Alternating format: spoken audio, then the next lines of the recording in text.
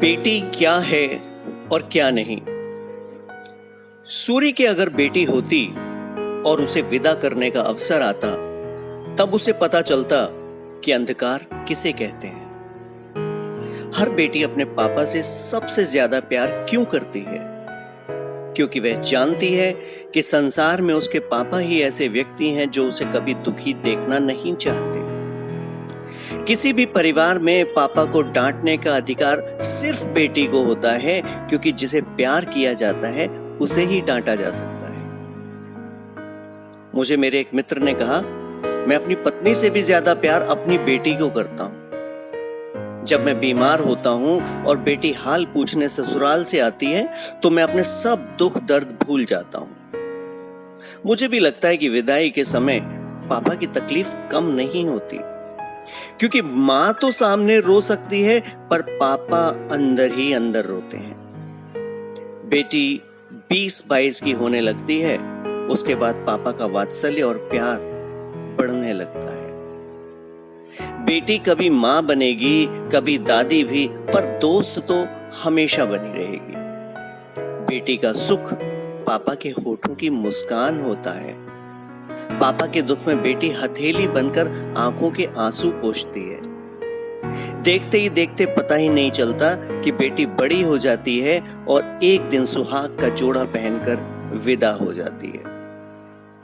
जाते समय पापा से चिपककर जब बेटी पापा से सजल नेत्रों से कहती है, पापा मैं जा रही हूं, मेरी चिंता मत करना और अपना ध्यान रखना, और तब पापा अपनी आंखों में उमड़ते हुए आंसुओं को रोक नहीं पाते।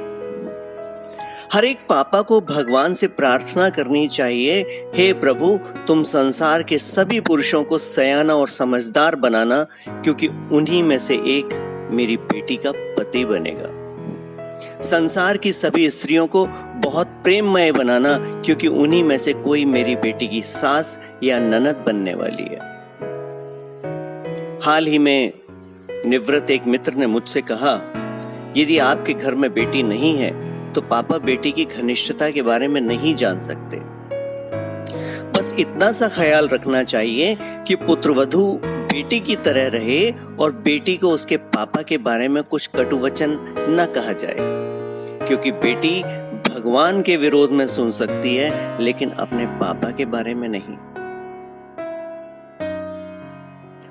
दोस्तों, मेरा नाम है विनीत सखूजा। किरदार हम जैसे में एक बार फिर आपका स्वागत है। आज मैं आपके लिए लेकर आया हूं परिणीता वासु जी की कहानी, पापा जल्दी घर आना। ये कहानी पिता और पुत्री के संबंधों पर आधारित है। आशा करता हूं आपको पसंद आएगी। आज फिर देर रात कुत्तों के रोने की आवाज से मेरी नींद टूट गई और बड़े बूढ़ों की कही बातें याद आने लगी कि इस तरह जब जानवर रोएं तो जरूर कोई अपशकुन होता है, कोई अपना बहुत दूर चला जाता है, इस दुनिया से दूर। तभी पास ही के पेड़ से उल्लू के रोने की आवाज आने लगी। मन बहुत घबराने लगा, कारण पापा की तबीयत बहुत समय से खराब चल रही है। अभी इसी महीने 2 बार अस्पताल में भर्ती हो चुके हैं। अपने सारे इष्टों को याद करते हुए मैंने रात काटी। विचलित मन के साथ सुबह उठी और काम में व्यस्त हो गई। काम की व्यस्तता में अपशकुन की बात दिमाग से निकल गई, पर फिर भी बात करनी है सोच रखा था। मैं फोन करती, उससे पहले ही बड़ी बहन का फोन आ गया। वो नई दिल्ली में रहती है, अक्सर पापा को देखने लखनऊ जाती रहती हैं। उन्होंने बताया पापा अस्पताल में भर्ती हैं और उनकी हालत चिंताजनक है। ये बोलते बोलते वो रोने लगी। उनको समझाते हुए मैंने खुद को भी दिलासा दिया, कमजोर शरीर है, 1-2 दिन नहीं तो हफ्ते भर में ठीक हो जाएंगे। पर तभी कुत्तों का रोना और उल्लू की चीख याद आ गई। मन इतना बेचैन होने लगा कि तत्काल में आरक्षण लेकर मैं पति और बच्चों सहित लखनऊ जाने वाली ट्रेन में बैठ गई। रास्ते भर बच्चों से सिर्फ उनके नाना जी की ही बातें बताती रही। कैसे वो हमारे बचपन में पढ़ाते थे, सुबह सवेरे जगाते थे, मम्मी चाय बनाती थीं और हम सब एक ही जगह बैठकर चाय पीते हुए पढ़ते थे।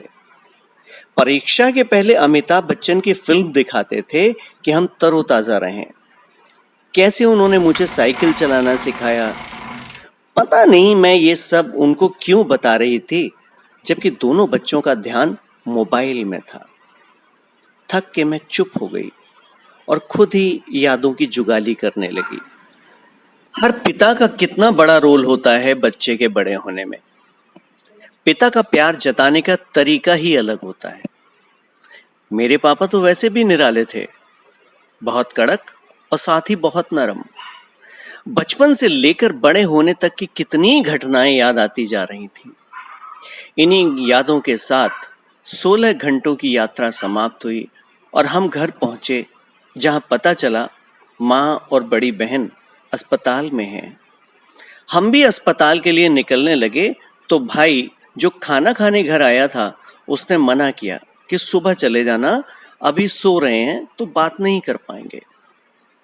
पर मन का क्या करती, वो तो कैसे भी पापा को देखना चाहता था। इसलिए मैं कुछ देर बाद ही भाई के मना करने के बाद भी अस्पताल पहुंच गई। किंतु पापा को उस हालत में देख के अच्छा नहीं लगा, क्योंकि उनकी सांसें मशीनों द्वारा नियंत्रित थीं। वो सिर्फ माँ और दीदी की आवाज पर ही प्रतिक्रिया दे रहे थे। सब मिल चुके थे और मैं उनसे मिलने वालों में आखिरी थी। मैं जो उनसे 3 वर्ष बाद मिल रही थी, कितना कुछ बताना चाहती थी। कुछ देर बाद हम सब वापस आ गए, भाई को वहीं छोड़ के। दूसरे दिन हम सभी नाश्ता करने बैठे, तभी भाई का फोन आया, पापा कोमा में चले गए हैं। हम सभी हक्के बक्के से एक दूसरे का मुंह देख रहे थे। सच्चाई जानते हुए भी हम मुंह मोड़ रहे थे। उनकी हालत बहुत अच्छी नहीं थी, फिर भी हम सब नहीं चाहते थे कि वो हम लोगों को छोड़ के जाएं।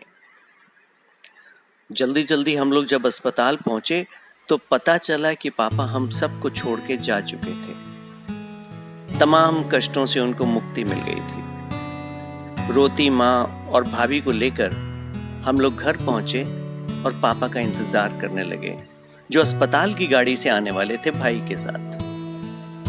पूरा घर लोगों से भरा था, फिर भी एक सन्नाटा सा पसरा हुआ था चारों ओर। नन्ना घनश्याम बार बार अपने बाबा को पूछता और खेलने में मस्त हो जाता। सब अपने में गुम पापा का इंतजार कर रहे थे। दोपहर तक पापा तो आए, पर सिर्फ शरीर के रूप में। हम सब के सामने एक निष्प्राण शरीर रखा था, जो 10 दिन पहले तक अपनी आवाज से पूरे घर को गुंजायमान रखता था। हर वक्त कोई ना कोई फरमाइश, जो सामने दिख जाए उसी से चाय बनवाना उनका प्रिय शौक था। धीरे धीरे लोग शोक जताने आने लगे और ये एहसास गहराता गया कि इस घर का सबसे जीवंत प्राणी निष्प्राण होकर सामने पड़ा है। सब आपस में एक दूसरे को ढांढस बंधाने की कोशिश कर रहे थे और मैं उनके निष्प्राण शरीर के सामने बैठी ये मानने की कोशिश कर रही थी कि वो सच में नहीं रहे। मेरी आंखों के आगे हम सब का बचपन और पुराने दिन घूम रहे थे। जब पापा ऑफिस से आते थे तो एक रौनक सी छा जाती थी। माँ चाय लेके आती और हम लोग शिकायतों का पुलिंदा। और आज वही पापा ना कुछ सुनने के मूड में हैं और ना ही बोलने के। मुझे याद आ रहा था पापा कितना चाहते थे कि हम सब बच्चे एक साथ उनके पास आएं और रहें। और सब तो पहुंच जाते थे, पर मैं ही नहीं आ पाती थी। पिछले 3 वर्षों में तो मैंने उनको देखा भी नहीं था। समय बिताना तो दूर की बात है। कारण एक नहीं अनेक, पर अभी सब कारण बेमानी लग रहे थे। काश मैं एक बार उनकी इच्छा पूरी कर पाती। 3 महीना पहले अपने जन्मदिन पर उन्होंने इच्छा व्यक्त की थी कि इस बार मेरे जन्मदिन पर तुम मेरे पास रहो, और मैं वो इच्छा भी पूरी नहीं कर पाई। जिनसे हमेशा लिया उनकी कोई इच्छा पूरी नहीं कर पाई। मामा, मामी, मौसियां सबके आते ही सब तरफ से रोने की आवाज तेज होने लगी और मैं फिर से यथार्थ में आकर पापा के निष्प्राण शरीर को देखने लगी। अचानक लगा पापा ने आवाज दी, अरे बलुआ, कहाँ हो? एक प्याला चाय बनाओ, 4 बज गए हैं। और मेरे मुंह से हाँ पापा निकलते निकलते रह गया, क्योंकि पापा तो मेरी आंखों के सामने सो रहे थे चिर निंद्रा में। जो कभी एसी में सोना नहीं पसंद करते थे, वो आज बर्फ की सिल्ली पर सो रहे थे। पापा फोन पर अक्सर कहते थे, जब तक मेरी आवाज सुनाई दे रही है तब तक समझो कि मैं ठीक हूं, और जब सुनाई न दे समझ जाना मेरे जाने का समय निकट आ गया है। वही हुआ।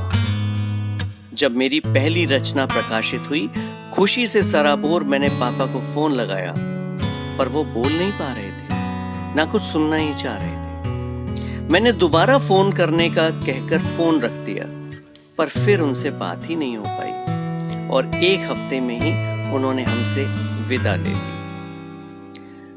मैं कल रात भी उनको बताना चाह रही थी कि पापा, मेरी कहानी छपी है, मेरी पहली कहानी, पर वो कहां सुन पा रहे थे। मैं अभी भी उनसे बोलना चाहती हूं, पर वो कोई बात ही नहीं कर रहे। मैं कैसे बताऊं उन्हें कि मैं हमेशा से उनसे माफी मांगना चाहती थी। मैंने अपनी भूलों से उन्हें जो दुख पहुंचाया था उसके लिए। मैं उनके लिए माछ झोल बनाना चाहती थी जो उनको बहुत पसंद था। मैं उनको बताना चाहती थी कि मैं सर्जरी के बाद से ठीक हूं, पर किससे कहूं? वो तो चुपचाप सो रहे हैं। मां का रोना हर आने वाले के साथ बढ़ रहा था और मुझे गुस्सा आ रहा था कि सब रोकर उनके सोने में व्यवधान डाल रहे थे और मेरी यादों में भी। मैं आंखें बंद करके अतीत की हर उस बात को याद कर रही थी जो पापा से जुड़ी थी। हम लोगों का बचपन अपने चचेरे भाई बहनों से एकदम अलग था। उसकी 2 वजह थी, एक पापा की रेलवे की नौकरी, दूसरा माँ की परवरिश। हम चारों को माँ पापा ने खुशहाल और अच्छा बचपन दिया और हर वो चीज उपलब्ध कराई जो जरूरी थी। मुझे याद है, बर्फ कैसे जमती है ये दिखाने के लिए उन्होंने फ्रिज खरीद लिया था, जो सामान्यतः उस समय महंगी वस्तुओं में से एक था। उन्हीं पापा को एक दिन मैंने सबसे ज्यादा तकलीफ दी, ये बताकर कि मैं किसी से प्यार करती हूं और उसी से शादी करूंगी। बहुत समझाया पापा ने, तरह तरह के उदाहरण दिए, पर मैं नहीं मानी और एक दिन निकल गई उनका मान मर्दन करके एक दूसरी दुनिया बसाने। शादी के 8 वर्षों के बाद मेरे बड़े बेटे के होने की खबर सुनकर पापा ने मुझसे बात की और मायके बुलाया, ये कहते हुए जो हो गया सो हो गया। पर मैं महसूस करती थी कि उनको मेरी वो हरकत आज भी दर्द देती है, क्योंकि उन्होंने अपनी बेटियों को सिर का ताज बना के रखा था। उन्होंने मुझे या मेरे पति को कभी ये एहसास नहीं होने दिया कि हमने शादी करके कोई गलती की या उनको ठेस पहुंचाई। लोगों का आना जाना, संवेदना का दौर पूरी रात ऐसे ही चलता रहा। धीरे धीरे रात बीत गई और महाप्रयाण की तैयारी शुरू हो गई। पापा को अंतिम यात्रा के लिए तैयार किया जाने लगा। मेरा मन उनको देखने को कर रहा था जैसे वो पहले थे, पर अब संभव नहीं था। धीरे धीरे लोग आते और उन पर पुष्पांजलि करके आगे बढ़ जाते। मैं भी सबसे अलग वहीं खड़ी थी, पर मेरे मन में न उनको प्रणाम करने की इच्छा थी न फूल चढ़ाने की। मैं तो उनसे बात कहना चाहती थी, अपनी परेशानियों का हल चाहती थी, उनकी वो कहानियां सुनना चाहती थी जो कई कई बार सुन चुकने के बाद भी नई लगती थी। धीरे धीरे अंतिम यात्रा आगे बढ़ने लगी और लोग बाग पीछे पीछे चलने लगे, कोई कार से तो कोई बाइक से। मैं भी पीछे पीछे चलती हुई कॉलोनी की पुलिया तक आ गई। मेरा मन नहीं कर रहा था उनको छोड़ने का। मैं उनके साथ जाना चाहती थी, पर भाइयों ने जाने नहीं दिया और मुझे वापस जाने को विवश कर दिया। मैं वहीं खड़ी रहकर उनको अपने से दूर जाते देखती रही और जब वो आंखों से दूर हो गए तो लगा अब मुझे लौटना होगा। घर वापस आते हुए मुझे बेटे ने संभाला हुआ था। घर पहुंचकर देखा सब आंसू बहा रहे थे सिवाय मेरे। तब मुझे एहसास हुआ कि मैं तो रोई भी नहीं पापा के जाने पर। मैं अकेले कमरे में जाकर लेट गई और सोचने लगी, क्या सचमुच मेरे पापा चले गए? क्या अब सचमुच उनकी आवाज सुनाई नहीं देगी? क्या अब मायके आने पर 4 बजते ही बलुआ की पुकार नहीं सुनाई देगी? जन्मदिन के अवसर पर जो आशीर्वाद सुबह सुबह मिलता था अब नहीं मिलेगा? ये सोचते सोचते कब मेरी आंखों से आंसू निकलने लगे मुझे पता ही नहीं चला। मन कर रहा था फिर से बचपन में गाई हुई वो पंक्तियां जोर जोर से दोहराऊं जो पापा के शहर से बाहर जाने पर मम्मी सिखाती थीं कि इसको गाओ तो पापा जल्दी आ जाएंगे। धीरे धीरे उन पंक्तियों को दोहराने की कोशिश की। शायद पहले की तरह पापा फिर से वापस आ जाएं। पापा जल्दी घर आना, पर शब्द कहीं आंसुओं में ही खो गए। बस यहीं तक थी ये कहानी। दोस्तों, बहुत जल्दी मिलूंगा आपसे एक नई कहानी के साथ। तब तक कमेंट बॉक्स में बताएं कि आपको ये कहानी कैसी लगी। अगर ये कहानी आपको पसंद आई तो जल्दी से इस कहानी को लाइक करें, शेयर करें और मेरे चैनल को अगर आपने सब्सक्राइब नहीं किया है अभी तक तो उसे सब्सक्राइब करें। धन्यवाद।